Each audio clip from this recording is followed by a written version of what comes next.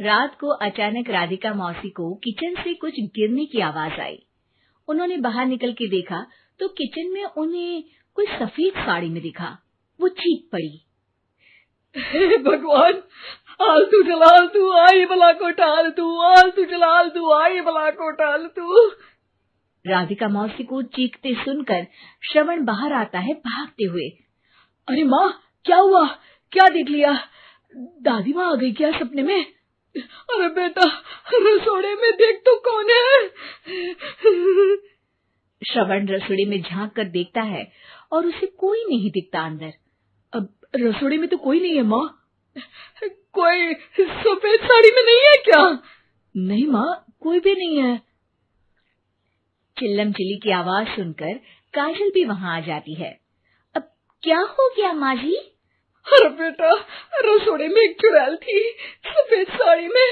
अरे क्या कर रही थी वो अंदर? अरे बताया नहीं, कल आएगी ना तो पूछ लूंगी। चुड़ैल जी, आपका क्या प्लान है? माँ जी, रात बहुत हो गई है, आपने कोई बुरा सपना देखा होगा, चलिए सो जाइए। राधिका मौसी सोने तो चली जाती है पर उनको रात भर नींद ही नहीं आती। वो कुछ भी उलझुल बातें सोचने लगती है। कहीं चुड़ैल की वजह से तो घर में टेंशन नहीं हो रहा, कहीं उसी की वजह से तो वो दादी नहीं बन पा रही।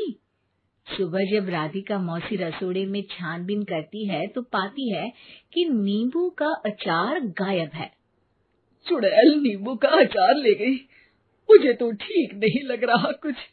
चुड़ैल को भी पता है कि जिंदगी का असली मजा तो खट्टे में ही है। राधिका मौसी झट से श्रवण को फोन कर देती है। बेटा, मुझे समस्या समझ में आ गई है, हमें एक तांत्रिक की जरूरत है। अरे क्या बोल रही हो माँ, तांत्रिक की क्या जरूरत है? आप पूजा पाठ तो कर ही रही हो ना। आलतू जलालतू मंत्र सारे फालतू जैसे कुछ मंत्र पढ़ो, चली जाएगी अपने आप चुड़ैल।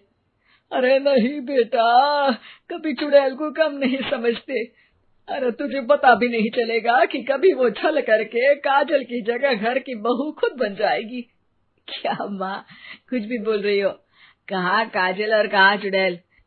वैसे एक बात बताओ, काजल को अगर गाने के लिए बोल देना तो चुड़ैल काजल की आवाज सुनकर घर तो क्या धरती लोग छोड़कर चली जाएगी।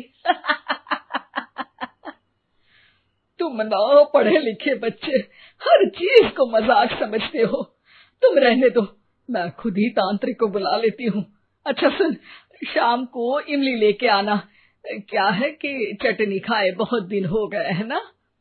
नहीं माँ, इमली तांत्रिक से ही मंगवा लो ना, आटा वगैरह भी उसी से पिसवा लेना। देखो मुझे काम करना है। श्रवण रात को कई तरह की सब्जियों के साथ माँ के कहने पे चटनी के लिए इमली भी ले आया था, लेकिन राधिका मौसी के दिमाग में अलग ही फिल्म चल रही थी। उन्हें अब सिर्फ शक ही नहीं यकीन होने लगा था कि शायद चुड़ैल ने श्रवण पर अपना जाल बिछा दिया था, जिस वजह से श्रवण उनकी बात ही नहीं मान रहा था। पर कोई नहीं, आने वाली रात में राधिका मौसी खुद तैयार हो गई चुड़ैल को पकड़ने के लिए। रुद्राक्ष की माला, तुलसी का पत्ता, हनुमान चालीसा सब हाथ के पास ही था, बस चुड़ैल का इंतजार था। और जैसा राधिका मौसी ने सोचा था वैसा ही हुआ। वो चुड़ैल उस रात भी आई, पर वो राधिका मौसी से तेज निकली और राधिका मौसी के उससे पकड़ने के पहले ही वो भाग खड़ी हुई। जरूर बहू पे साया है उस चुड़ैल का, तभी तो श्रवण के कमरे में गई है। और अगली सुबह राधिका मौसी पिछली रात हुए हमले में किन चीजों का नुकसान हुआ उसका हिसाब लगा रही थी। उनके खेमे से एक आम के अचार की शीशी भी गायब हो चुकी थी और वो इमली भी जो कल श्रवण लेकर आया था। राधिका मौसी इस बारे में सोच ही रही थी कि श्रवण जल्दी से रसोड़े में आकर दवाइयों की पोटली ढूंढने लगता है। अरे बेटा, क्या हो गया? अब माँ, वो काजल की तबीयत खराब है, बहुत घबराहट हो रही है उसे। हे भगवान, मैंने पहले ही कहा था कि तांत्रिक को बुला लेते हैं, पर नहीं, अब देखो उस चुड़ैल ने काजल को अपने वश में करना शुरू भी कर दिया है। हालांकि श्रवण भूतों में विश्वास नहीं करता था, पर अब वो भी डर जाता है और राजी हो जाता है एक तांत्रिक को बुलाने के लिए। कुछ ही घंटों में तांत्रिक आ जाते हैं और राधिका मौसी तांत्रिक जी को सब बता देती है।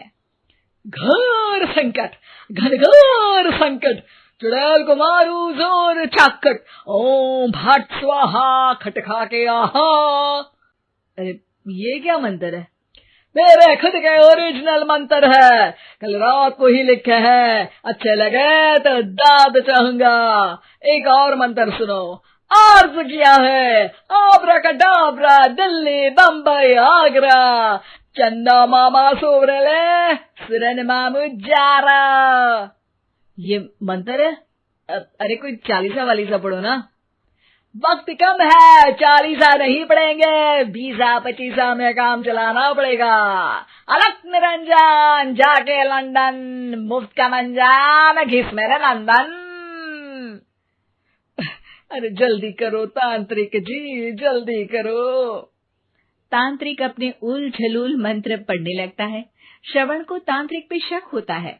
वो अपने एक डॉक्टर दोस्त को कॉल कर देता है ताकि कोई अनहोनी हो तो इमरजेंसी में चीजें मैनेज हो जाए। तांत्रिक धुनी रमाता है, जिसकी वजह से कमरे में काफी धुआं हो जाता है और जिसकी वजह से बहू की घबराहट बढ़ जाती है। अब भागेगी चुड़ैल। हाँ। बहू खांसते हुए धुएं से बचने के लिए बाहर चली जाती है। अरे भाग रही है, भाग रही है। पीछे पीछे श्रवण भी जाता है। बहू एक सोफे पर बैठ जाती है। तभी डॉक्टर दोस्त आ जाते हैं और श्रवण को पानी लाने के लिए कहते हैं। थोड़े चेकअप के बाद डॉक्टर कहते हैं, मेरे हिसाब से जाप का काम पूरा हो गया है। क्या मतलब? अरे कुछ भी नहीं माँ, कोई चुड़ैल नहीं है, खुशखबरी है, अब दादी बनने वाली है। मगर वो सब अचार के डब्बे। श्रवण दोनों अचार के डब्बे अपनी माँ को दिखाता है, जो कि उनके बिस्तर के नीचे छुपे हुए थे। आपने सही बोला था माँ, वो चुड़ैल काजल ही थी जो खट्टा खा रही थी। हमें कल ही पता चला, पर हमने आपको ये तांत्रिक वाला काम करने दिया ताकि आपको भरोसा हो जाए कि भूत वगैरह कुछ होता ही नहीं। अच्छा अच्छा, ये तो बड़ी खुशी की बात है। पर बेटा मुझे एक झाड़ू तो ला दे। क्यों माँ? ये तांत्रिक का भूत उतारती हूँ मैं। अब तांत्रिक राधा मौसी के डर से घर से भाग निकलता है और राधा मौसी उसके पीछे भागती है। अरे संकट ये घनघोर है, तांत्रिक मुआ चोर